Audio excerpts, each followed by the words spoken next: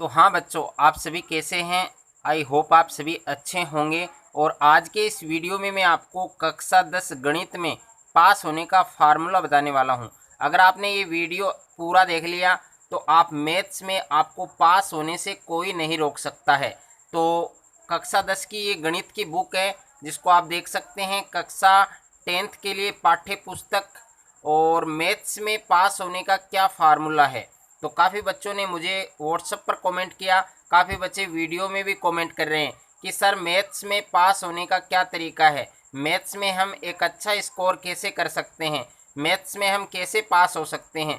तो आज का ये वीडियो कक्षा 10th के बच्चों के लिए है। तो कक्षा 10 के जितने भी स्टूडेंट्स हैं, सारे स्टूडेंट को ये वीडियो आप सभी बच्चों को शेयर करना है, ज़्यादा से ज़्यादा शेयर करना है और वीडियो को ज़्यादा से ज़्यादा लाइक करना है।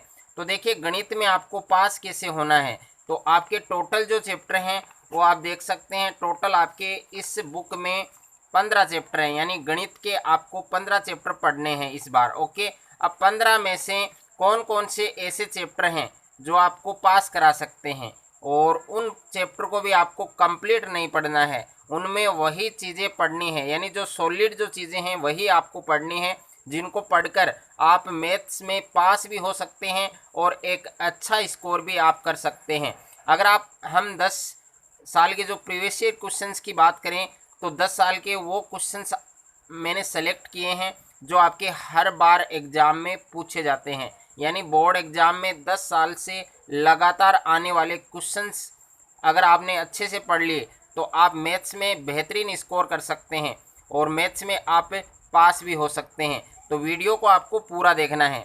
तो सबसे पहले हम बात करें आपके अध्याय 1, जिसका नाम क्या है, आपकी वास्तविक संख्या यानी रियल नंबर। अब रियल नंबर में आपको कुछ नहीं पढ़ना है। ओके, रियल नंबर है, इसमें कुछ नहीं पढ़ना है। अगर आपको पास होना है, एक अच्छा स्कोर आपको करना है, तो वास्तविक संख्या है, इसमें देखो भूमिका दे रखी है, तो इसमें कुछ नहीं पढ़ना है, बेसिक है। और यूक्लिड विभाजन प्रमेय का और अंकगणित की आधारभूत प्रमेय, अप्रिमेय संख्याओं का पुनर्भ्रमण, ये वीडियो केवल उन बच्चों के लिए है जो मैथ्स में पास होना चाहते हैं। ओके, और मैथ्स में यानी 80 नंबर का आपके पेपर आता है बोर्ड एग्जाम का, तो 80 में से जो बच्चे 40 या 50 नंबर लाना चाहते हैं, 80 में से 40 या 50 नंबर लाना चाहते हैं, तो उन्हीं बच्चों के लिए स्पेशल ये वीडियो है। तो उन्हीं बच्चों को ये वीडियो देखना है। और उसके बाद में दूसरा चैप्टर है आपके बहुपद, तो बहुपद वाला चैप्टर भी आपको नहीं पढ़ना है। उसके बाद में तीसरा चैप्टर है आपके दो चरों वाले रैखिक समीकरण युग्म, तो इसमें देखिए भूमिका दे रखी है, इसको तो पढ़ना ही नहीं है। उसके बाद में दो चरों में रैखिक समीकरण युग्म, इसको भी नहीं पढ़ना है। यहाँ पर इसको हमें पढ़ना है और इसमें ज़्यादा कुछ नहीं पढ़ना है हमें। रैखिक समीकरण युग्म का ग्राफीय विधि से हल, यानी ग्राफ है वो आपको आना चाहिए। अब ग्राफ है वो आपके बोर्ड एग्जाम में किस प्रकार का पूछा जाता है तो वो हम बात करेंगे, यानी ग्राफीय विधि। यानी ग्राफीय विधि क्वेश्चन है वो आपके किस प्रकार से आएगा एग्जाम में कि निम्न रैखिक समीकरण युग्मों को ग्राफीय विधि से हल कीजिए, कि निम्न रैखिक समीकरण युग्मों को ग्राफीय विधि से हल कीजिए। और इसमें हमें दो समीकरण दिए हुए होंगे क्वेश्चंस में, समीकरण है वो आपको बनाना नहीं होगा, आपको ऑलरेडी दो इक्वेशंस हैं, दो समीकरण है वो दिए जाएंगे, जिसमें मान सकते हैं आप पहला समीकरण x प्लस 3y बराबर 9, यानी पहला समीकरण हमें दिया गया है x प्लस 3y बराबर 9, और दूसरा हमें दिया गया है 2x माइनस वाई बराबर 6। ये आपके पहला समीकरण है और ये आपके दूसरा समीकरण है। तो दो समीकरण आपको दिए जाएंगे और आपको बनाना क्या है, ग्राफ बनाना है। क्या बनाना है, ग्राफ। और ये क्वेश्चन आपके हर बार बोर्ड एग्जाम में आता है 6 नंबर का, तो 6 नंबर इससे आप आराम से बना सकते हैं। अब आपको किस प्रकार से ये तैयार करना है, अगर अभी तक आपने ग्राफ वाला वीडियो नहीं देखा है तो मैंने बहुत ही शानदार ट्रिक से ग्राफ का जो क्वेश्चन है वो समझा रखा है। अगर आपने वो वीडियो देख लिया तो ग्राफ का जो क्वेश्चन है, कोई भी क्वेश्चन आप ग्राफ का आराम से इजीली बना सकते हैं। तो उस वीडियो का लिंक मैं डिस्क्रिप्शन में दे दूंगा, तो वहां जाकर आप उस वीडियो को देख सकते हैं। तो x प्लस 3y बराबर 9 और 2x माइनस वाई बराबर 6, इसका हमें ग्राफ बनाना है और हर बार ये क्वेश्चन आपके 6 नंबर का आता है, तो 6 नंबर आप इजीली इससे बना सकते हैं। ये 6 नंबर आपके कन्फर्म है। ओके, अगर आपने ग्राफ का क्वेश्चन तैयार कर लिया तो उसके बाद में हम बात करें नेक्स्ट आपकी, तो इसमें दे रखी है आपकी 3 विधि हैं, प्रतिस्थापन विधि, विलोपन विधि और वज्र गुणन विधि। तो इन तीनों विधियों को आपको जरूर पढ़ना है, जिसमें पहली विधि का नाम क्या है, प्रतिस्थापन, दूसरी का नाम है आपके विलोपन, तीसरी का आपके वज्र गुणन। ओके, यानी सब्स्टिट्यूशन मेथड और एलिमिनेशन मेथड और क्रॉस मल्टीप्लिकेशन मेथड। तो इसका भी एक क्वेश्चन आपके हर बार बोर्ड एग्जाम में पूछा जाता है। क्वेश्चन है वो आपके किस प्रकार से आएगा वो आप देखिए। आपको एक समीकरण दिया जाएगा, जैसे मान लीजिए आपके पास समीकरण है 3x प्लस 2y बराबर 11, एक समीकरण आपको ये दिया गया है, और दूसरा समीकरण दिया गया है 2x प्लस 5y बराबर 17। और इसका हमें क्या करना है, अब तीन विधि हैं आपके, जो रेखिक समीकरण युग्म है उनको हल करने की तीन विधि आपके पास हैं।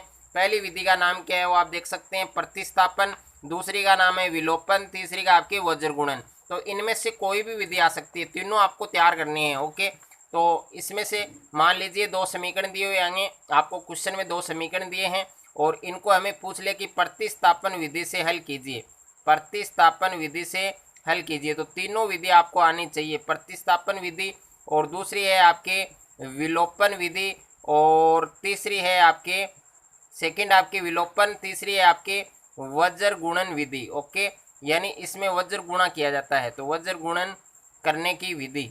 तो ये तीनों जो मेथड है, तीनों विधि है, ये आपको आना चाहिए। इसमें से एक विधि आपकी हर बार एग्जाम में पूछी जाती है, और ये आपके 2 या 3 नंबर का क्वेश्चन आता है हर बार एग्जाम में।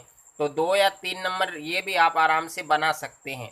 उसके बाद में इस चैप्टर में और कुछ नहीं पढ़ना है आपको। ओके, उसके बाद में हम बात करें जो चौथा चैप्टर है आपके द्विघात समीकरण। तो द्विघात समीकरण में जो बच्चे पास होना चाहते हैं, तो द्विघात समीकरण में केवल आपको एक सूत्र याद करना है, वो है द्विघाती सूत्र। द्विघाती सूत्र, अब द्विघाती सूत्र क्या है वो भी मैं आपको इसके बारे में बता देता हूँ। केवल आपको द्विघाती सूत्र याद करना है कि द्विघाती जो समीकरण है उनको हल करने का एक फॉर्मूला है आपके, वो आपको याद करना है अच्छे से। ओके, तो द्विघाती सूत्र क्या है आपके, वो मैं सूत्र आपको बता देता हूँ।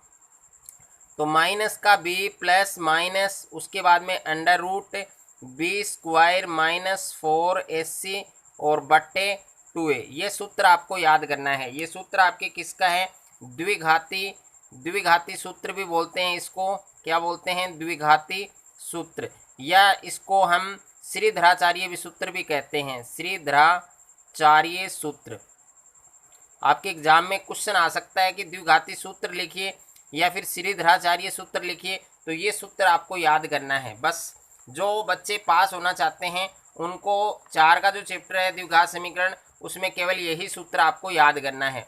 उसके बाद में 5वां चैप्टर एकदम इजी है, समांतर श्रेणी। अगर आप ये पढ़ना चाहते हैं तो पढ़ सकते हैं, एकदम इजी है। इसमें आपको समांतर जो सार्वअंतर ज्ञात करना, प्रथम पद याद करना, अगले 3 या 2 या 4 पद याद करना, और एपी का nवां पद याद करने, इसका भी एक फॉर्मूला वो याद करना है आपको, और एपी के प्रथम जो n पद हैं उनका योग ज्ञात करने का सूत्र। और छठा चैप्टर आपको नहीं पढ़ना है, इसमें कुछ भी नहीं पढ़ना है। 7वें चैप्टर में देखिए निर्देशांक ज्यामिति, बहुत ही इजी चैप्टर है। इसमें एक तो दूरी ज्ञात करने का सूत्र आपको याद करना है, दूरी ज्ञात करने का सूत्र। अब दो बिंदुओं के बीच की जो दूरी है वो आप आराम से ज्ञात कर सकते हैं। एक है, देखिए 2 बिंदु हैं आपको, मान लीजिए ए पॉइंट है, इसके निर्देशांक है -3, 4, और दूसरा पॉइंट है आपके बी जिसके निर्देशांक है 7, 9। तो इनके बीच की जो दूरी है, जो डिफरेंस है, जो डिस्टेंस है, वो पूछी जा सकती है। तो बीच की दूरी ज्ञात करने का सूत्र क्या है आपके, √x2 - x1 का whole square plus √y2 - y1 का होल स्क्वायर। तो ये सूत्र आपको अच्छे से तैयार करना है। इस सूत्र की हेल्प से आप कोई भी 2 बिंदु के बीच की जो दूरी है वो आराम से ज्ञात कर सकते हैं। तो एक क्वेश्चन आपको ये पढ़ना है।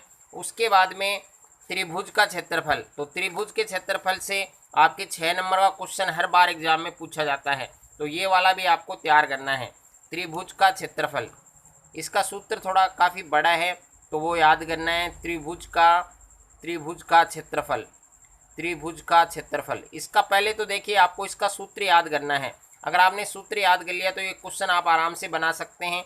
6 नंबर का आपके एग्जाम में आने वाला है। ओके, उसके बाद में आपको 8वें और 9वें चैप्टर में कुछ नहीं पढ़ना है। त्रिकोणमिति उन बच्चों के लिए है जो मैथ्स में 100 में से 100 नंबर का स्कोर करना चाहते हैं, बाकी आपको कुछ नहीं पढ़ना है।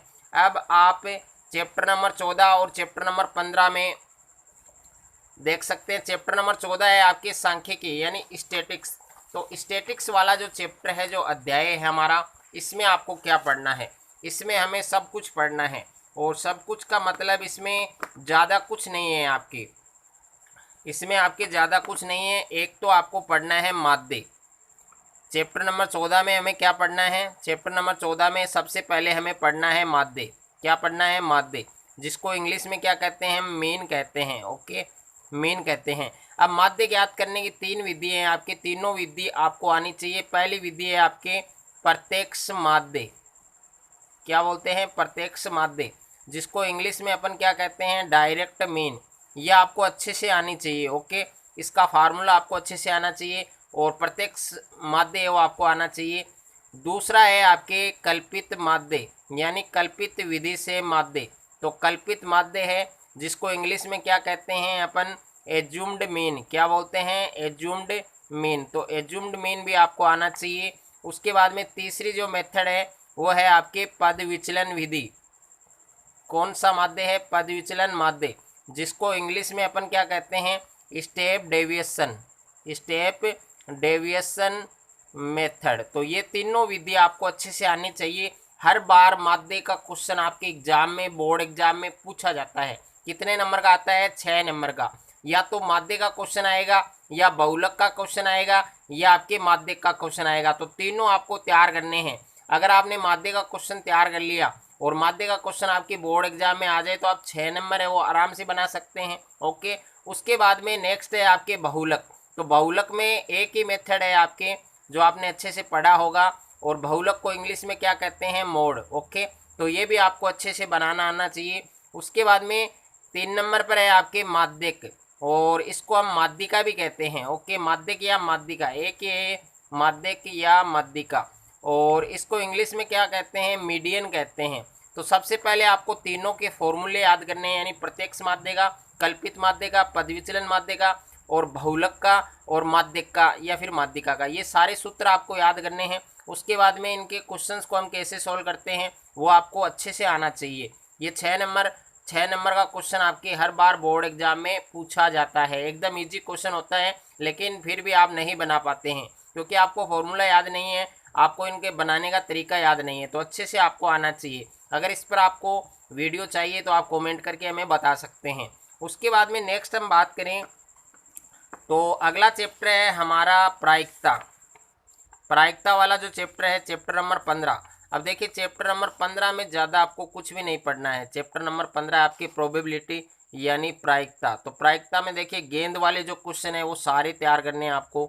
एक थैले में 4 लाल गेंद, 3 नीली गेंद, 2 हरी गेंदें हैं। इसमें से यादृच्छिक गेंद निकाली जाती है, तो गेंद लाल होगी या नीली होगी और काली नहीं होगी। तो इस प्रकार के जो क्वेश्चन है वो सारे क्वेश्चन तैयार करने हैं। और एक आपके ताश वाले जो पत्ते हैं 52 पत्ते, उनमें से इक्का आने की प्रायिकता। तो ताश वाले जितने भी क्वेश्चन हैं वो सारे क्वेश्चन आपको तैयार करने हैं। उसके बाद में है आपके पासे से रिलेटेड, यानी पासे से संबंधित जितने भी क्वेश्चन हैं वो सारे क्वेश्चन आपको पढ़ने हैं। यानी प्रायिकता में एक भी क्वेश्चन आपको नहीं छोड़ना है। सारा पूरा जो चैप्टर है वो ईजी है। तो इस प्रकार से आप मैथ्स में एक बेहतरीन स्कोर कर सकते हैं। यानी 80 नंबर का आपके बोर्ड एग्जाम का पेपर आता है, तो 80 में से अगर आपने जो क्वेश्चंस मैंने आपको, जो चीज़ें मैंने आपको बताई है, अगर आपने इन क्वेश्चंस की बार बार प्रैक्टिस कर ली, अच्छे से आपने इन क्वेश्चंस को तैयार कर लिया, इन चीज़ों को तैयार कर लिया, तो आप मैथ्स में 80 में से 50 नंबर का जो स्कोर है वो आराम से कर सकते हैं।